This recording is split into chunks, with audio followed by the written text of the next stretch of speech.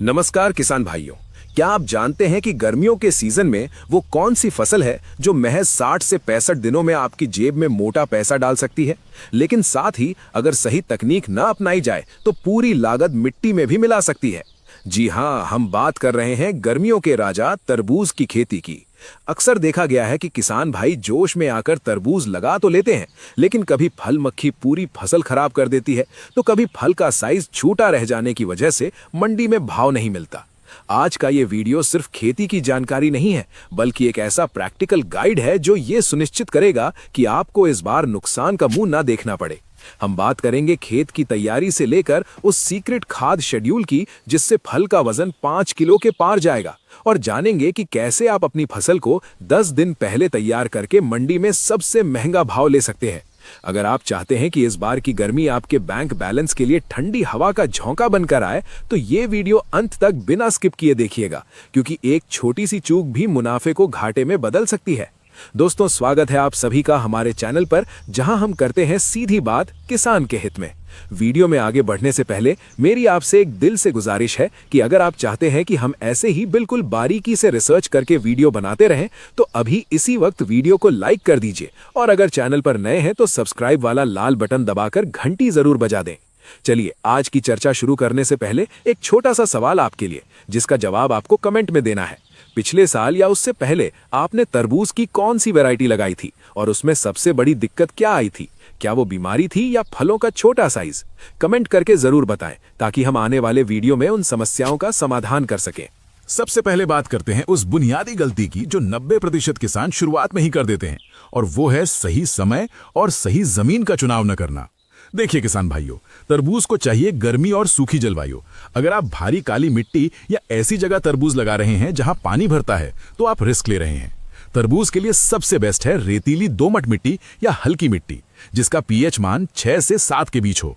भारी मिट्टी में जड़ें सांस नहीं ले पाती और विल्ट यानी उकठा रोग आने का खतरा बढ़ जाता है, जिससे रातों रात हरे भरे पौधे सूख जाते हैं। अब बात आती है समय की। अगर आप उत्तर भारत में हैं तो 15 जनवरी से लेकर मार्च तक बुआई कर सकते हैं, लेकिन अगर आपको अगेती यानी बाकियों से पहले मंडी में माल ले जाना है, तो आपको जनवरी के आखिरी हफ्ते या फरवरी के पहले हफ्ते में बुआई करनी होगी। इसके लिए आपको लो टनल यानी प्लास्टिक की सुरंग वाली तकनीक अपनानी पड़ेगी, ताकि ठंड से पौधे बच सकें। याद रखिए, जो माल मंडी में सबसे पहले पहुंचता है वही 20-25 रुपए किलो का भाव लेता है। बाद में भीड़ बढ़ने पर भाव गिरकर 5-7 रुपए पर आ जाते हैं। इसलिए टाइमिंग ही पैसा है। खेत की तैयारी को हल्के में मत लीजिए, क्योंकि तरबूज की जड़ें काफी गहराई तक और फैलाव में जाती हैं। सबसे पहले मिट्टी पलटने वाले हल से एक गहरी जुताई करें, ताकि नीचे की मिट्टी ऊपर आ जाए और हानिकारक कीड़े या फंगस धूप में मर जाएं। इसके बाद कल्टीवेटर और रोटावेटर चलाकर मिट्टी को बिल्कुल मक्खन जैसी भुरभुरी बना लें। अब यहां पर आता है सबसे बड़ा game changer point, basal dose यानी बुआई के समय दिया जाने वाला खाद। बहुत से किसान भाई बाद में खाद ठूसते रहते हैं, लेकिन अगर नींव कमजोर है तो इमारत नहीं टिकेगी। आखिरी जुताई के समय प्रति एकड़ कम से कम 4 से 5 ट्रॉली सड़ी हुई गोबर की खाद जरूर डालें। अगर बजट कम है तो भी गोबर की खाद डालना न छोड़ें, क्योंकि ये जमीन की पानी सूखने की ताकत बढ़ाती है। इसके साथ रासायनिक खाद में प्रति एकड़ 50 kilo DAP, 50 kilo potash, 25 kilo urea और 10 किलो कार्बोफ्यूरान या रीजेंट कीटों से बचाव के लिए, और साथ में 5 किलो सल्फर और 5 किलो जिंक सल्फेट मिट्टी में मिला दें। पोटाश यहाँ बहुत जरूरी है, इसे बिल्कुल न छोड़ें, क्योंकि यही वो तत्व है जो आगे चलकर आपके तरबूज को लाल रंग और मिठास देगा। अब आते हैं बुआई के तरीके पर। दोस्तों, आज के जमाने में अगर आप पारंपरिक तरीके से समतल क्यारी में पानी भरकर फ्लड इरिगेशन तरबूज कर रहे हैं, तो आप अपना नुकसान कर रहे हैं। इससे खरपतवार बहुत होंगे और पानी ज्यादा लगने से बीमारियां आएंगी। मुनाफे वाली खेती के लिए आपको बेड बनाने होंगे। ट्रैक्टर से या फावड़े से बेड बनाएं। बेड की चौड़ाई नीचे से 3 फीट और ऊपर से 2 से 2.5 फीट रखें। एक बेड से दूसरे बेड की दूरी सेंटर से सेंटर 5 से 6 फीट होनी चाहिए। ये दूरी सुनकर घबराइए मत, तरबूज की बेलों को फैलने के लिए जगह चाहिए होती है। अगर आप घना बो देंगे तो हवा नहीं लगेगी और फंगस आ जाएगी। बेड बनाने के बाद उस पर ड्रिप की नली बिछाएं और फिर 20 से 25 माइक्रोन की मल्चिंग फिल्म लगाएं। किसान भाइयों, मल्चिंग खर्चा नहीं बल्कि एफडी है। ये खरपतवार को रोकती है, खाद को बहने से बचाती है, और सबसे बड़ी बात, ये नमी को उड़ने नहीं देती, जिससे पानी की 50-60% बचत होती है। सिल्वर ब्लैक मल्चिंग यूज करें। सिल्वर रंग ऊपर रखें जो धूप को रिफ्लेक्ट करेगा और थ्रिप्स जैसे कीड़ों को कंफ्यूज करेगा। बीज का चुनाव करते समय दुकानदार के भरोसे ना रहें, अपनी रिसर्च खुद करें। आपके इलाके की मंडी में कैसा तरबूज बिकता है, गोल काला जैसे आइस बॉक्स या लंबा धारीदार, उसी हिसाब से बीज चुनें। आमतौर पर 1 एकड़ के लिए 350 से 400 ग्राम हाइब्रिड बीज काफी होता है। बीज को सीधे खेत में लगाने से पहले उसे उपचारित करना बहुत जरूरी है। ये एक ऐसा स्टेप है जिसे छोड़ने पर बाद में हजारों की दवाई छिड़कनी पड़ती है। बीज को 2 ग्राम कार्बेंडाजिम या ट्राइकोडर्मा से उपचारित करें। फिर बीजों को गुनगुने पानी में 10-12 घंटे भिगोएं और उसके बाद गीले टाट या सूती कपड़े में लपेटकर 24 घंटे किसी गर्म जगह पर रखें। जब बीज अंकुरित होने यानी स्प्राउट होने लगे तभी उन्हें खेत में लगाएं। मल्चिंग पर 1.5 से 2 फीट की दूरी पर जिगजैग यानी टेढ़े मेढ़े तरीके से छेद करें और बीज को लगभग 1 इंच गहराई पर लगाएं। ज्यादा गहरा गाड़ने से बीज सड़ सकता है। बीज लगाने के तुरंत बाद हल्का पानी ड्रिप से चला दें। बुआई के बाद अगले 10-12 दिन तक आपको सिर्फ नमी बनाए रखनी है, ज्यादा खाद पानी नहीं देना। जब पौधा 3 से 4 पत्तों का हो जाए तब असली खेल शुरू होता है, फर्टिगेशन का।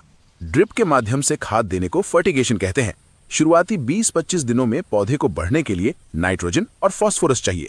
इसके लिए 19-19-19 खाद 2 से 3 किलो प्रति एकड़ हर तीसरे या चौथे दिन ड्रिप से चलाएं। साथ ही जड़ों के तूफानी विकास के लिए ह्यूमिक एसिड का इस्तेमाल जरूर करें। ह्यूमिक एसिड जड़ों को इतना फैला देगा कि पौधा मिट्टी से ज्यादा पोषक तत्व खींच सकेगा। याद रखें, जितनी गहरी जड़ें उतना तगड़ा पौधा। जब फसल 30 से 35 दिन की हो जाए और बेलें बढ़ने लगे तब हमें एक तकनीक अपनानी है जिसे 3G कटिंग कहते हैं। हालांकि हाइब्रिड बीजों में ये बहुत ज्यादा जरूरी नहीं होती, लेकिन अगर आप करते हैं तो उत्पादन 20-30% बढ़ सकता है। इसका लॉजिक बहुत आसान है। तरबूज की जो मुख्य बेल मेन स्टेम होती है उस पर नर फूल ज्यादा आते हैं। मादा फूल जिनसे फल बनते हैं वो साइड वाली शाखाओं पर ज्यादा आते हैं। तो जब मुख्य बेल 5-6 फीट की हो जाए तो उसका मुंडी टॉप टिप तोड़ दें। इससे क्या होगा, पौधे की ताकत साइड शाखाओं में जाएगी और ज्यादा मादा फूल आएंगे। जितने ज्यादा मादा फूल उतने ज्यादा फल। अब बात करते हैं उस स्टेज की जहां किसान सबसे ज्यादा गलती करते हैं, फूल और फल बनने की अवस्था। जब फूल दिखने लगे तो गलती से भी नाइट्रोजन यानी यूरिया का इस्तेमाल ज्यादा ना करें, नहीं तो बेल तो खूब बढ़ेगी लेकिन फूल झड़ जाएंगे। इस समय आपको देना है फास्फोरस और पोटाश। इसके लिए 12-61-0 या 0-52-34 खाद 3 से 4 किलो प्रति एकड़ ड्रिप से दें। सबसे महत्वपूर्ण बात, इस स्टेज पर बोरॉन और कैल्शियम देना अनिवार्य है। बोरॉन नहीं देंगे तो फल टेढ़े मेढ़े होंगे या फटेंगे। कैल्शियम फलों को मजबूती देता है। 20% वाला बोरॉन 250 ग्राम प्रति एकड़ और कैल्शियम नाइट्रेट 3 से 4 किलो प्रति एकड़ अलग अलग समय पर दें। ध्यान रहे, कैल्शियम को किसी और खाद के साथ मिक्स ना करें वरना घोल फट जाएगा। कीट और रोग, यही वो दुश्मन है जो आपकी मेहनत पर पानी फेरते हैं। गर्मियों में सबसे बड़ा सिर दर्द है लीफ माइनर और थ्रिप्स। थ्रिप्स के कारण पत्ते ऊपर की ओर नाव की तरह मुड़ जाते हैं और पौधे का विकास रुक जाता है।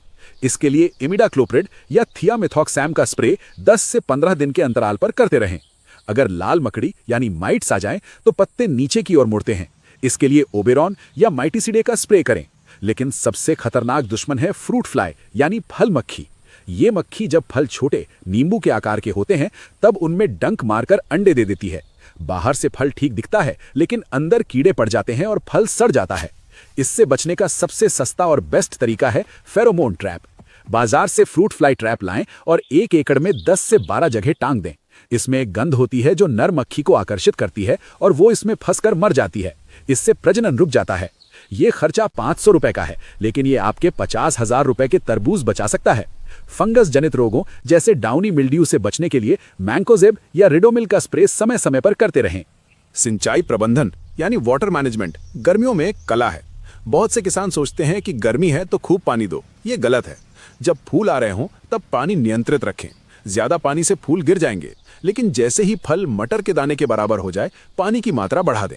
फल का साइज बढ़ाने के लिए पानी की बहुत जरूरत होती है, क्योंकि तरबूज में 90% पानी ही होता है। अगर इस समय पानी कम पड़ा तो फल छोटा रह जाएगा। लेकिन ध्यान रहे, तुड़ाई से 5-7 दिन पहले पानी बिल्कुल बंद कर दें। ऐसा करने से फलों के अंदर मिठास यानी शुगर कंटेंट जबरदस्त बढ़ जाती है और फल का रंग गहरा लाल हो जाता है। अगर आप आखिर तक पानी देते रहेंगे तो तरबूज का स्वाद फीका हो जाएगा और मंडी में कोई उसे दोबारा नहीं खरीदेगा। फल बड़ा करने का सीक्रेट भी जान लीजिए। जब फल अखरोट के साइज का हो जाए तो फ्रूट थिनिंग यानी फलों की छटाई करें। एक बेल पर 2 या अधिकतम 3 अच्छे फल ही रखें। जो फल टेढ़े हैं, दागी हैं या बहुत पीछे लगे हैं उन्हें बेरहमी से तोड़ दें। आपको बुरा लगेगा, लेकिन यकीन मानिए उन बेकार फलों को हटाने से पौधे की सारी ताकत उन 2-3 मुख्य फलों को मिलेगी और उनका वजन 5 से 7 किलो तक आराम से जाएगा। छोटे छोटे 10 तरबूज बेचने से बेहतर है 2 बड़े और वजनदार तरबूज बेचना। फल बड़ा करने की स्टेज पर 00050 एसओपी 3 से 5 किलो प्रति एकड़ ड्रिप से दें। ये पोटैश का शुद्ध रूप है जो फल को फुलाता है और वजन बढ़ाता है। साथ ही 13045 का स्प्रे भी फलों की चमक बढ़ा सकता है। फलों को धूप से बचाना भी एक प्रैक्टिकल समस्या है। मई जून की तेज धूप में तरबूज के ऊपर सनबर्न हो जाता है, यानी फल के ऊपर एक सफेद धब्बा पड़ जाता है जहां से वो गलने लगता है। इससे बचने के लिए जब फल बड़े हो रहे हों तो उन्हें बेल के ही पत्तों से ढक दे या फिर सूखी घास पराली से कवर कर दे। इससे फल का रंग गहरा हरा और चमकदार बना रहेगा, जिसे देखते ही व्यापारी खरीद लेगा। अंत में बात आती है तुड़ाई और मार्केटिंग की। तरबूज पकने की पहचान करना आना चाहिए। जिस डंठल से फल जुड़ा होता है उसके पास एक छोटा सा घुंघराला तार या टेंड्रिल होता है। जब वो तार पूरी तरह सूख कर भूरा हो जाए तो समझिए तरबूज तैयार है। फल को थपथपाने पर अगर भारी डब डब की आवाज आए तो वो पका है, अगर टिन टिन की आवाज आए तो कच्चा है। तुड़ाई हमेशा सुबह तड़के या शाम को करें, फलों को पटके नहीं। अगर आप इन छोटी छोटी बातों का ध्यान रखते हैं तो 1 एकड़ से आप आराम से 25 से 30 टन उत्पादन ले सकते हैं। अगर 10 रुपए किलो का औसत भाव भी मान लें तो 2.5 से 3 महीने में 2.5 से 3 लाख रुपए की कमाई कहीं नहीं गई। लागत 40-50 हजार निकालकर भी 2 लाख का शुद्ध मुनाफा आपकी जेब में होगा। तो किसान भाइयों, ये थी तरबूज की खेती की पूरी A to Z जानकारी रिसर्च और अनुभव के आधार पर। खेती में रिस्क है, लेकिन ज्ञान और तकनीक उस रिस्क को जीरो कर सकती है। हमने कोशिश की है कि आपको हर वो बात बताएं जो आपको नुकसान से बचाए। अगर आपको ये जानकारी काम की लगी हो तो इस वीडियो को अपने दोस्तों और किसान समूहों में शेयर जरूर करें। ज्ञान बांटने से बढ़ता है। और हाँ, कमेंट में अपने सवाल पूछना ना भूलें, हम हर कमेंट पढ़ते हैं। ऐसे ही शानदार वीडियो देखने के लिए चैनल को सब्सक्राइब करें और हमारे परिवार का हिस्सा बने। मिलते हैं अगले वीडियो में एक और मुनाफे वाली फसल की जानकारी के साथ। तब तक के लिए खुश रहें, स्वस्थ रहें और अपनी फसलों का ध्यान रखें।